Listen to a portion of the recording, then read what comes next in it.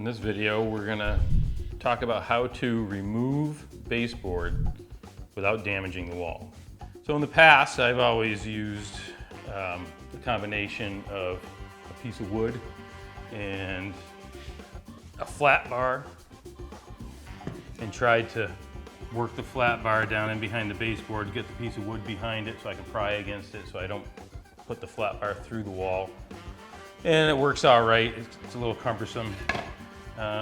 And eventually you give up on the flat bar, or on the piece of wood, and just try and using the flat bar, and that's when you put it through the wall.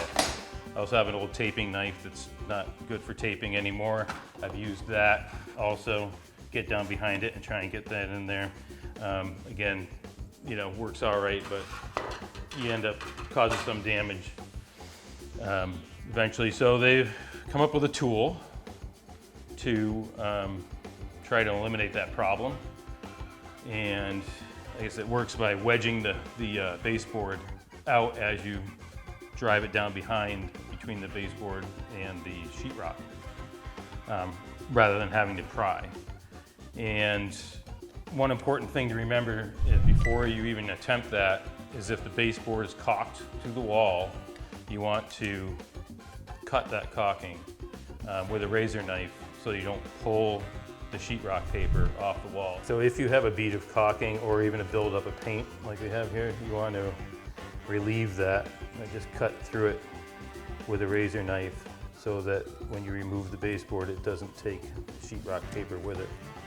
So this tool is designed to act as a wedge as you're driving it straight down behind the baseboard. So you're going to fit it between the baseboard and the wall and just tap it down, and it'll act as a wedge so you don't have to pry against the wall. It actually just pulls the baseboard away. First step would just be get it as close to some nails. You see the nails here, so that means there's a stud there. Get it next to that as possible because the stud will help support the drywall as well. So the design of this tool allows you to just get the nose of it started behind the baseboard and then just tap down gently.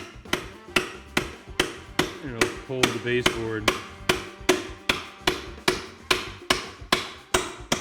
away from the wall.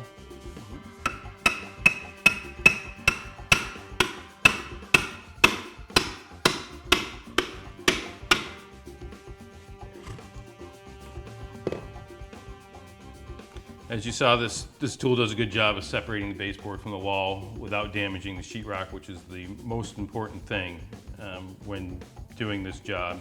You want to create more work for yourself. So stay as close to a stud as possible. Cut the caulking joint with a razor knife beforehand so it doesn't pull the sheetrock paper away. Just take your time, work the baseboard out slowly, and resist the urge to pry against the sheetrock because that's where damage occurs.